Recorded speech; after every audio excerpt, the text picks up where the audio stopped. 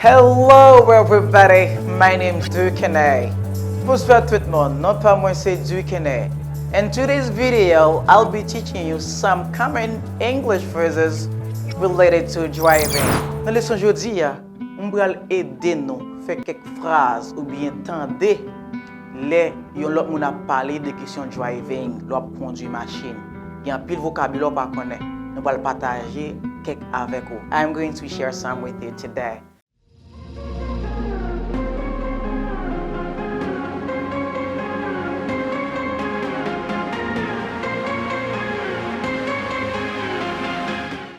Give someone a ride. Give someone a ride. In Haiti, you often hear people say, bum your ride. It's not the right way to say it. You have to say, I could call for help. No friends I could call to give me a ride. give me a ride. Mark's gonna give me a ride back to the hotel, right? To give someone a ride, dit ki sa, c'est bay yon moun yon ou libre. Ou dit give someone a ride. Mwen vlo bon yon ou libre, I want you to give me a ride. Pas dit encore, bam yon ride, okay? Stop saying give me a ride, say give me a ride. Mark's gonna give me a ride back to the hotel, right? Okay, apwa fin mande moun nan ou libre, li meto nan machine nan. So the person or the driver, before starting, he needs to make sure that everything is set up. Buckle up. When you buckle up, it means that to put your seat belt. I think everybody knows the seat belt. Seat belt is the thing that you put to protect yourself from danger. Now, I say to buckle up. The driver needs to buckle up before going anywhere. It's good like that. Bon comme ça. Même dit que ça, I say buckle up. Repeat this word, to buckle up. Oh, everybody buckle up. I'm gonna start. There is another word you can use to mean the same thing.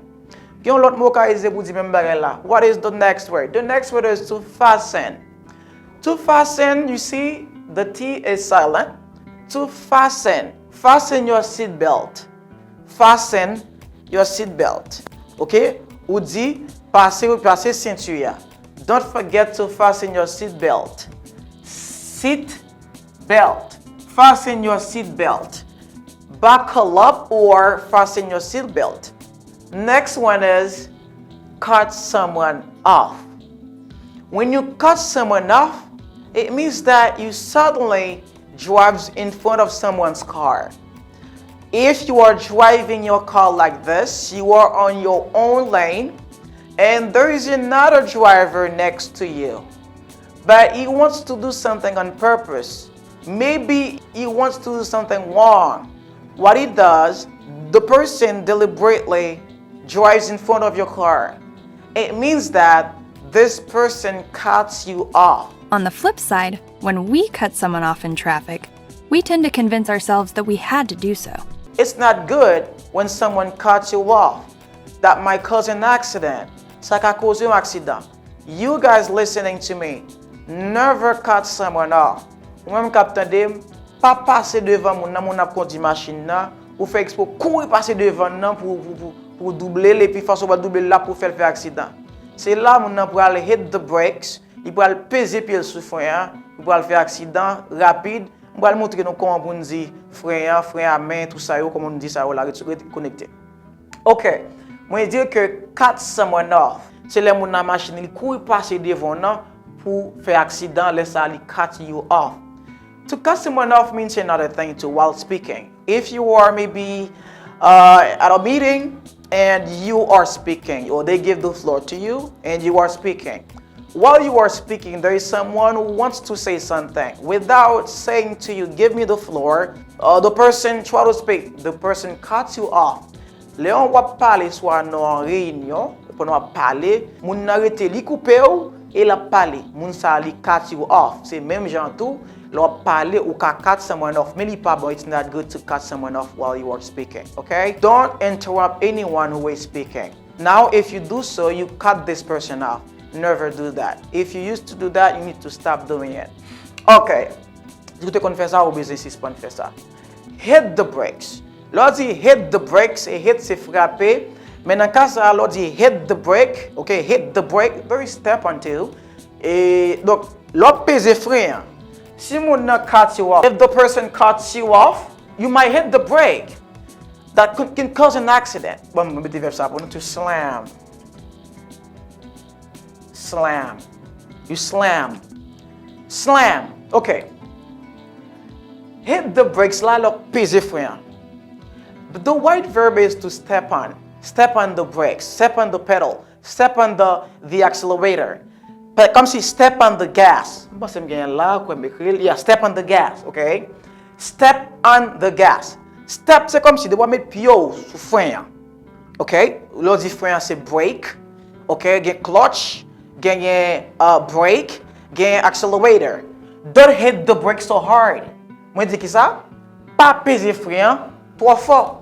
The next one is tailgate. When someone is driving closely behind you. Don't tailgate. Leave more space to allow you to slow down instead of stopping. You are driving your car, there isn't enough room behind.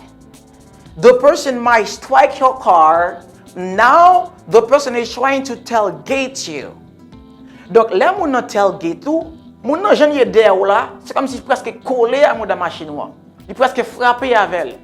Les ça, moun sa a essayé tailgate tout. C'est tailgate. Tailgate. Moun sa a essayé tailgate tout. Don't tailgate anyone. I hate tailgating people. M'pare me faire ça moi. I don't like doing that.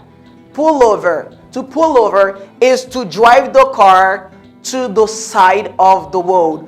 Donc, ou pour conduire machine nan pour aller sous côté. Quelqu'un plusieurs raisons qu'il faut pull over. If you run into a red line, mais normalement, il y a pull over. Ah, mon cher, yeah, police pull me over là, man. The police pulled me over yesterday. Police là, t'es campé, yeah. C'est comme si moi, la police là, t'es campé, yeah. C'est pull over. Run a red line. If you run a red light and strike another car, a court could find you liable for negligence. L'eau qui ou en lumière rouge paraît, qui do camper, but you keep going. Now, you run a red light. We are going to be fine, okay? Pull out of. Pull out of. Lorsque you pull out of, qui ça veut dire? Pull out of your parking garage. Like, if you are living in a house, like in a building, you got a parking garage. Comme si vous gagnez un côté où parking machine, un garage, ou un parking. So when you parle, you say, okay, pull out of the parking garage. Vous pouvez dire que ça met machine dans dehors. Pull out of the driveway. This is the driveway. And you say to someone, maybe could you please put the car out of the driveway? Est-ce qu'on peut retirer machine dans ce route là? Driveway. Okay? Now I'm the pull out of. Okay? Pull out. But there is pull in too. Pull in. Lorsque pull in. Pull out of. Pull in. Pull in, c'est comme si je dit to arrive in a particular place. Puis c'est même genre tout gain pull up. Là mon nom pull up, ma pull up sous là, c'est presque le même sens là, mais pull up lui-même il a un sens stop something. Okay? You can say pull up the music means that to stop the music. Okay? Yeah, I have already explained this. Step on the gas like to accelerate. To go faster, all the driver needs to do is step on the gas, and the cab speed changes. I'm in a hurry, step on the gas. I'm in a hurry, I'm pressé. I'll cool before. I'm in a hurry, step on the gas. Step on the gas. Next one is slow down. Before explaining this, I want you to understand the last one. Backseat driver. A backseat driver is a person who constantly talks to the driver, telling them what they should do. Nous ne connaissons pas ça en Haïti. On conduit machine là. Ça c'est comme si backseat driver, c'est comme si son driver qui dans back là. C'est même genre tout qu'on a conduit machine, nous avons chauffeur qui dans machine là. Et puis dans la machine là, on conduit machine là. Là dit non mon chat pas de virer là. Pas ça doit faire. Ah qu'est-ce ça fait là? Comment virer là? Comment frapper? Il explique comme s'il voulait faire perdre tête. OK? Il voulait faire perdre tête parce que l'abdou met ça ou fait ou pas de faire ça ou pas dans machine ou le monde ça backseat driver. I don't know if you're a backseat driver. The backseat driver will tell you, oh, you drive too slow, go fast. And you don't want to go fast. And he says, oh, speed up. I don't want to speed up. I don't want to speed up. I want to go slow. Backseat driver, ou quand on conduit machine rapide là, il dit non, c'est là pour aller. Ou conduire là, il dit rapide pour aller. Qui ça me fait comprendre? Me fait comprendre, l'on dit al doucement, on dit slow down. Au lieu de dire go slow, on dit slow down, please. Slow the car down if the traffic in front of you is slowing down and keep you in the lanes. Jack might be the driver. You say, Jack, could you please slow down? Could you please slow down? It means that don't drive the car too fast. Okay, pas with machine not trop fort. Mais l'obzi moun pressé, we am in a hurry. I want you to speed up. Could you speed up a little bit? Where is parking brake? Parking brake, you know parking, you know brake. Brake, c'est frein. Mais lors du parking brake là, c'est frein, bon prendre ça plutôt, hand brake. C'est frein à main. Frein à main, c'est hand brake. So you take off the hand brake. Okay? You stop the car. If you want the car to go, you release the hand brake. You release it. Très bien. Lors du hand brake là, donc c'est frein à main. You take it off. Laisse ça ou camper machine là. Bon pour le parking, pour que ça dit hand brake sont frein à la main. Mais États-Unis aurait ça a parking brake. Why they call it like that? Pour que ça aurait comme ça, it is because they usually use the hand brake while they park. Souvent utiliser hand brake là, c'est comme s'il y a parking. De ça fait vous changer nom, vous presque dit parking brake, mais c'est hand brake. Mais de l'autre côté, vous pouvez utiliser hand brake là comme emergency brake. C'est comme si vous avez une machine là, pas le choix, comme si la direction cassée, ou pas rien, vous faites ces hand brake que vous pouvez utiliser pour camper la machine là. Mais même si il y a un danger en pile dans ça, donc c'est hand brake là pour vous. Donc, pas seulement ça, there is something. If there are a lot of cars on the road, on va beaucoup montrer nous là, beaucoup va nous delay. So, on pile machine dans route là. While there are so many cars on the road, so the traffic is slow. Si trafic là n'est pas rapide, ça veut dire que il y a un blocus. Mais en anglais, pour dire blocus, you say traffic jam. Quand on connaît ça traffic jam là, là on dit blocus ou seulement dit traffic jam. Keep the lane. You are driving the car. C'est ça parfois que moun yo pas respecter voie yo. C'est ça les voies. Et on regarde notre pays développé yo, il y a plusieurs lanes. There are so many lanes. OK, il y a plusieurs voies. Et en créole, moi souvent dit ça l'aile. Mais pas ça, mais c'est pour moi même c'est voie. Non voie moi. C'est pas moi non l'aile moi non voie moi. I'm on my lane. Donc moi non voie moi. Donc ma conduit machine moi I'm on the lane. Mais gagner fast lane, gain slow lane.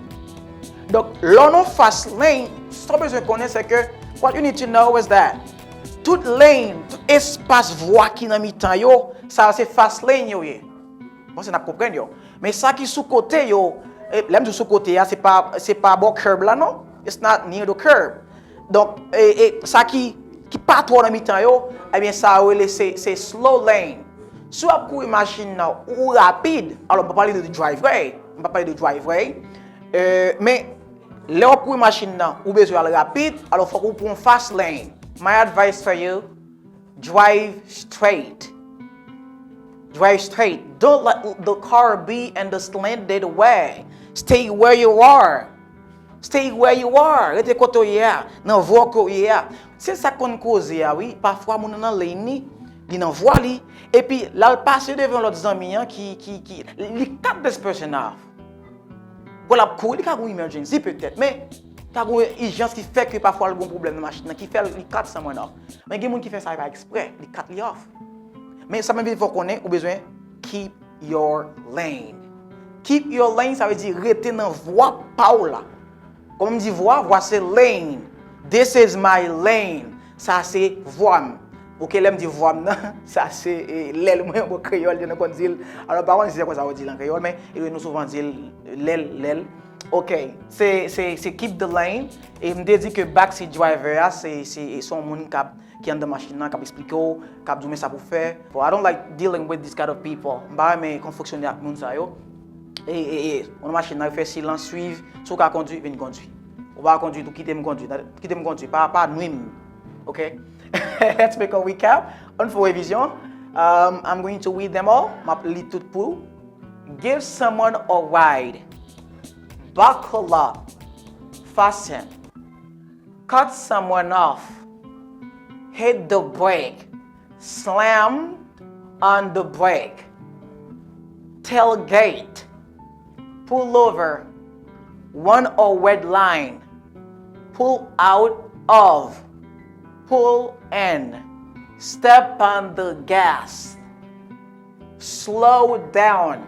Speed up. Accelerate. Accelerate.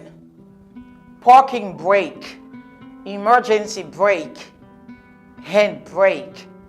Traffic jam. Traffic jam. Keep the lane. Backseat driver. It was a pleasure. C'est un plaisir pour nous dépoter vidéo ça pour nous. Seul ça m'a demandé nous. Continue, keep sharing it. Continuez à partager les. Je vais venir avec une vidéo pour nous, côté m'bral montrer nous prononcer bagay extraordinaire. Nous allons voir après la vidéo ça, je vais parler de live, je vais parler de live, je vais parler de live, je vais montrer nous pile bagay en dans vidéo ça. Partagez et puis dans l'autre vidéo. Bye bye. See you next.